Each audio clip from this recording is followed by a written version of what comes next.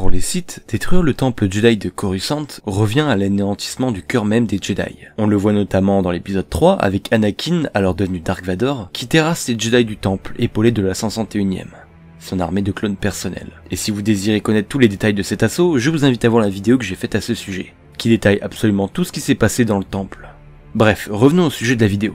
Savez-vous que 3500 ans avant la bataille de Yavin, un autre Sith a fait exactement la même chose? Il a su raser le temple Jedi en un clin d'œil, et créera ce que l'on appellera le sac de Coruscant. Un événement tragique dans l'histoire des Jedi. Et le seigneur Sith qui est derrière tout ça n'est autre que Dark Malgus. Et aujourd'hui, vous allez savoir comment il s'y est pris pour détruire le temple Jedi de Coruscant. Nous ferons connaître des Jedi. Enfin, nous aurons notre revanche. Quelle bonne idée de venir vous joindre à nous. La fête est terminée. Tu étais l'élu, c'était toi. Allez Chico, on fait la gauche. Il faut bien que je vous sorte d'ici. Je te décevrai pas. Non. Laissez pas. Fais-le. Ou ne le fais pas. Et il n'y a pas d'issue. C'est un piège. Dis à ta sœur que tu avais raison.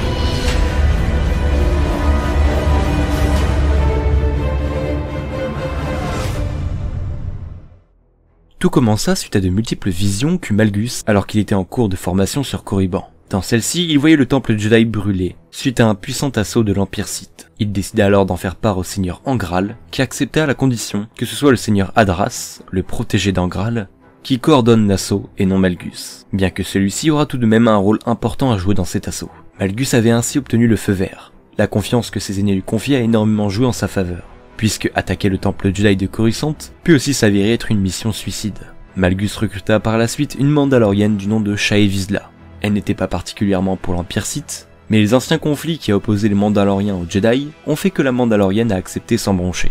Le plan était prêt, et le sac de Coruscant pouvait débuter. Tout d'abord, la Mandalorienne étudia les systèmes de défense du temple, et remarqua qu'à un très bref instant, ces derniers étaient inactifs.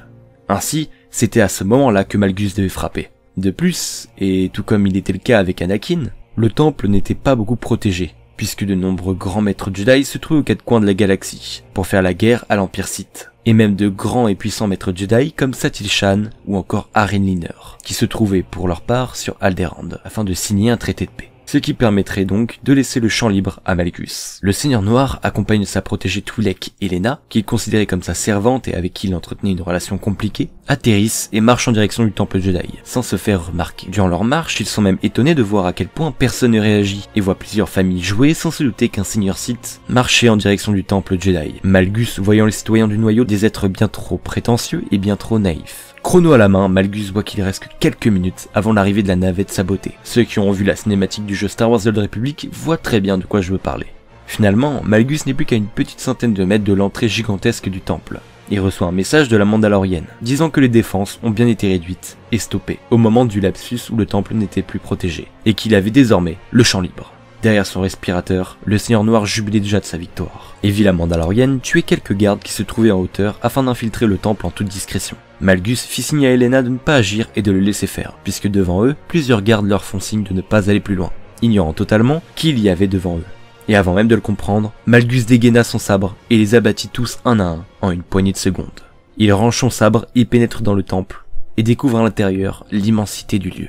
Plusieurs Jedi, sentant le côté obscur, se rapprochent alors de la menace, mais se tiennent tous derrière le grand maître Jedi Venzalo. Malgus avait entendu parler de lui, et de la contrainte qu'il pouvait représenter. Il se dit alors qu'à un moment donné, ils devront s'affronter. C'était une évidence. Le maître Jedi comprit alors la situation en entendant vibrer dans l'air la tôle d'un vaisseau, qui se dirige droit vers l'entrée du temple. Mais ne quitta pas pour autant Malgus des yeux, comme s'il y avait un duel de regards. La navette avait pu traverser l'atmosphère de Coruscant grâce à l'arrêt des défenses de la planète, réalisé par la Mandalorienne, et franchissa l'entrée du temple avec un bruit assourdissant. Mais Malgus ni Zalo ne bougent. Et c'est seulement quand la baie d'embarquement du vaisseau s'ouvrit que le maître Jedi quitta le Seigneur Noir des yeux, et vit alors une cinquantaine de guerriers Sith menés par le Seigneur Adras apparaître. Le Jedi réagit aussitôt, et fit un bond de force en arrière, et tous les Jedi du temple se joignirent à ses côtés, allumant tous leurs sabres laser, créant une véritable mer verte et bleue. Les Sith passèrent directement à l'offensive, Malgus et Adras à la tête. Pour ce qui est du reste de l'assaut dans le temple, vous le connaissez si vous avez vu la cinématique. Mais durant cet affrontement épique, on y retrouve un véritable carnage, aussi bien du côté des Sith que chez les Jedi. La Mandalorienne et quelques guerriers Sith éliminent en un clin d'œil les soldats de la République, comme il était prévu dans le plan pour que les autres guerriers, menés par Malgus et Hadras, ne s'occupent que des Jedi.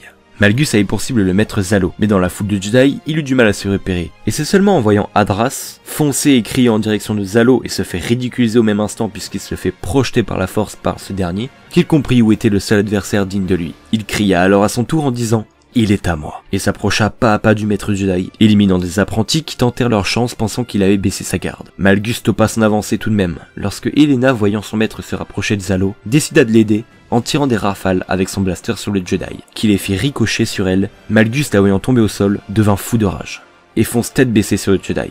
Un duel intense démarra alors. Tous les coups étaient permis, si bien que c'est alors la brutalité de Malgus qui prit le dessus sur le Jedi, qui se fit alors empaler avec force par le Seigneur Noir.